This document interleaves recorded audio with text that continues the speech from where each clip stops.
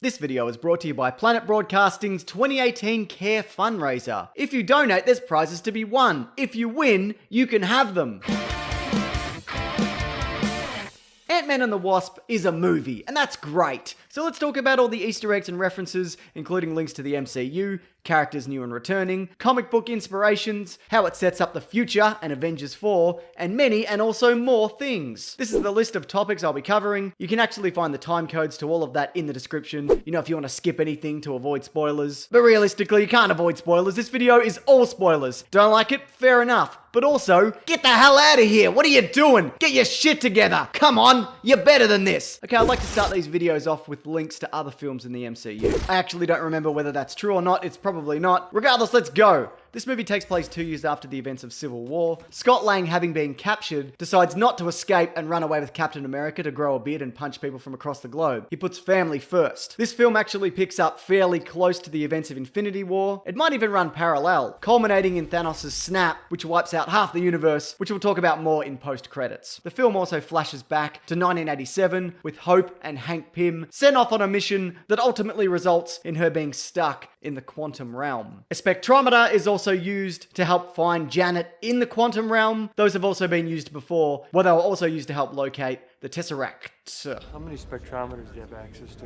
How many are there? Call every lab you know. Tell them to put the spectrometers on the roof and calibrate them for gamma rays. In the flashbacks, though, we get both original suits for Ant-Man and the Wasp. We actually see a few Ant-Man suits. The original, the new one, and I think we get the one from Civil War. You know, the one Scott Lang says that he destroyed, but it turns out that he didn't. But I didn't get a good look at it. If you know which one it is, great. And also, tell me. It's also mentioned that Scott Lang is under house arrest within accordance to the Sokovia Accords. And this isn't really a reference, but Luis tells another one of his stories again, which I always enjoy. Well, see, that's complicated. Because when I first met Scotty, he was in a bad place. And I'm not talking about Cell Block D. His wife had just filed for divorce. And I was like, damn, homie, she dumped you when you're on lockup? And he was like, yeah, I know, I thought I was gonna be with her forever. But now I'm all alone. We get the MCU introduction of Bill Foster, whom also went by the name Goliath. He played a big role in the Civil War comic, and by that I mean he died. He was also hinted at in Iron Man 2. Yet again, driving home my point that that movie was just a 2-hour trailer for other and better movies. I need some stuff out of storage.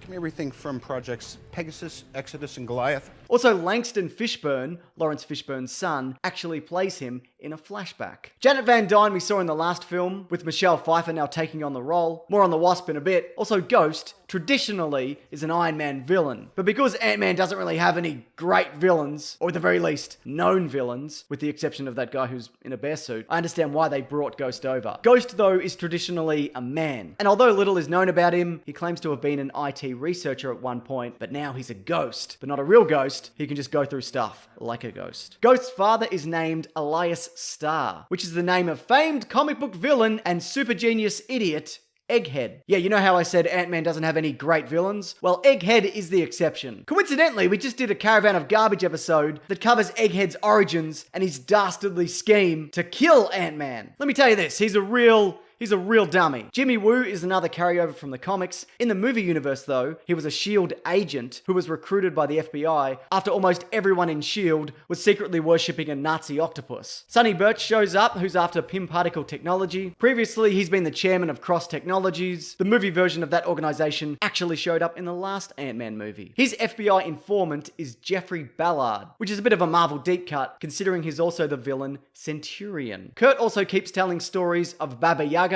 There's actually a Marvel version of that character because there's pretty much comic book versions of every character from all folklore. Does this one have a house perched on top of 2 giant chicken legs? Let's assume yes. The Wasp, though, she's a huge part of this movie. Both versions. She's such a big part, in fact, that her name is in the title. And they've also used a honeycomb pattern in all of the marketing materials. Except wasps don't make honey. You really blew it, Disney. So I've decided I'm gonna remake this movie, but written by the fans and for the fans. All I need is $150 million, double that to redo the entomologically inaccurate marketing. So if you could just donate to remakeantmanandthewasp.co.biz, that would be really great. Let's get this going. Let's get this off the ground. But the Wasp, though, she gets the gear she traditionally has in the comics. Wings and blasters. They also bring up in the movie, which I've always wondered about, Why doesn't Ant-Man have those things? But you know what? There's so much in this world that's beyond me. So, what do I know? There's also another huge reason, though, why the Wasp is a focus of this movie. But I'll let Marvel head Kevin Feige. Some people say Feige, but I'm fairly certain it's Feige. Anyways, here's Guy Fieri to explain it.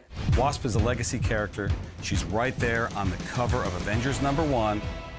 Finally, every single character from that first issue of Avengers is here on the big screen. Let's get into comics though. Quick thank you to my brother, the one Mason doesn't like, who's a big Ant-Man Ant fan. He sent a bunch of these over, so I appreciate it. A lot of these nods, they come from Ant-Man's Second Chance Man, including the moment where Scott and Cassie are dodging pretend lasers. Also, that book highlights how his wife divorces him when he's in jail. The Ant-Man Ant-Van shows up, as well as Ex-Con, the security consultants, being a nod to Ant-Man Security Solutions. Scott and Cassie also have a drum kit in their house, and shrinking down and watching a movie on a big old phone comes directly from that run also. This movie might not be the first appearance of Giant Man, but it's the first time he's referred to as Giant Man when he's name dropped in a TV report. Cassie Lang also hints at that she wants to be her dad's partner. She actually does grow up to become a superhero. She's a member of the Young Avengers. I actually think we're going to be seeing that movie in the next phase, and she has a couple of superhero names, but she eventually goes by Stinger. In the Secret Invasion storyline, the Wasp actually gets stuck in the microverse after becoming a living bomb. I can't remember the specifics of why or how, but she does end up getting out,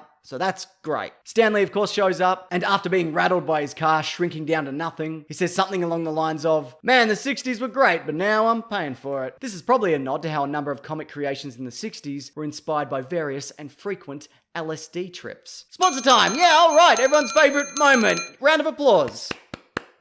But hey, this time around, it's for a charity campaign, and you can win some stuff. Okay, so here's how it works. For the past few years at Planet Broadcasting, which is the podcasting network my wife and I run together, with Mason when he's not tram driving, we run an annual charity campaign. Last year we raised $40,000 for men's mental health, and this year we're looking at CARE, an international aid group that helps support women and girls living in poverty. The idea being that the money goes to the people and communities that need it, who are less fortunate, and it helps to build up stronger, safer, and independent communities. We're about halfway to our goal of reaching $40,000 again, and as an incentive, if you donate any amount of money, not only do you automatically get a bunch of bonus extra podcast stuff from all the podcasts on the network, there's also going to be a short video tour of my space where we work and record. I mean, I'll do that as soon as I do a bit of a tidy up. You don't want to see it now. It's a disaster. But in addition to that, you can also win great prizes. A Movement watch, a Mr. Koya shirt, a Mack Weldon tee, Harry's razors. Those are all generously donated. Also, we're going to be doing a Q&A episode to tie into this, and you're able to ask a question when you donate. And like always, we're going to try to get to all of them, or at least as many as possible. Anyways, that's linked below if you want to donate. It'd be awesome if you could. Hey, you know Hank Pym's lab that's in the movie? Don't forget to donate! Well, that lab is full of all sorts of things that you may or may not have noticed. I mean, just listen to this. It was constructed with so many small things that had been enlarged. So it was constructed with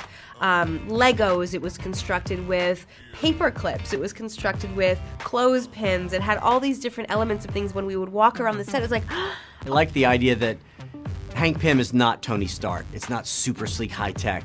It's sort of, kludged together, and he uses a lot of found objects in that. That always appealed to me. But what about other references you might be saying? Doesn't this movie reference things outside of the movie itself? Well, you better believe it does. First of all, the working title for Ant-Man and the Wasp was Cherry Blue, which is a Tim and Eric sketch. I guess all my money wasn't enough to get me in the Cherry Red, so they put me in this Cherry Blue. And speaking of, Tim Heidecker makes a cameo on the ferry. Also, I can't be the only one who gets an inner space vibe from Michael Douglas's shrinking quantum realm ship machine. Hank Pym also keeps a spare suit in an Altoid case. And funnily enough, Iron Man once appeared in an ad for Altoids. The Hello Kitty thing, yeah, you saw it. Antonio Banderas gets name dropped. I'm gonna call you Antonio Banderas! There's a vintage Hot Wheels storage case. Plus we get two other vintage things, but this time they're movies. We have this scene from Animal House, which is an obvious parallel to what's going on in the Ant-Man-averse.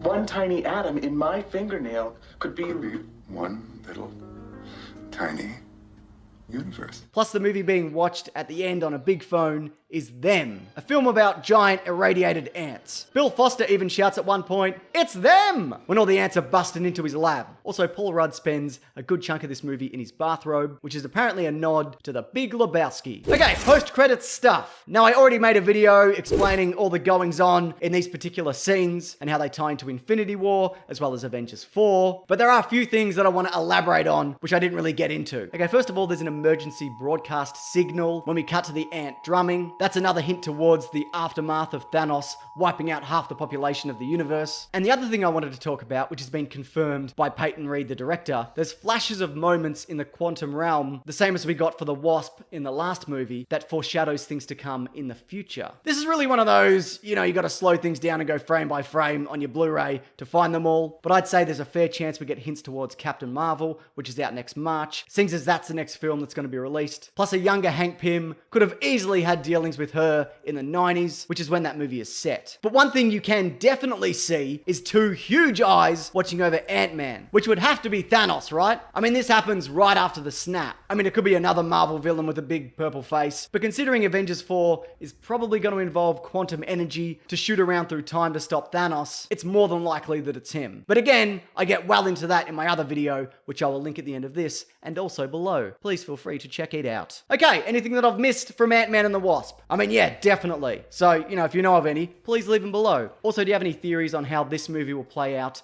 in relation to Avengers 4? Also, if you don't want to subscribe and bell icon, there's videos here every Sunday, Tuesday, and Thursday. Plus, also I have a podcast called The Weekly Planet, where we talk movies and comics and TV shows. This Monday is all Ant-Man and the Wasp, all the time. The good, the bad, the in-betweens. But you can find all that collated at planetbroadcasting.com. But thanks for watching this. I appreciate it. Take care. And don't forget to donate. You can win prizes and you help people. It's pretty good, I think.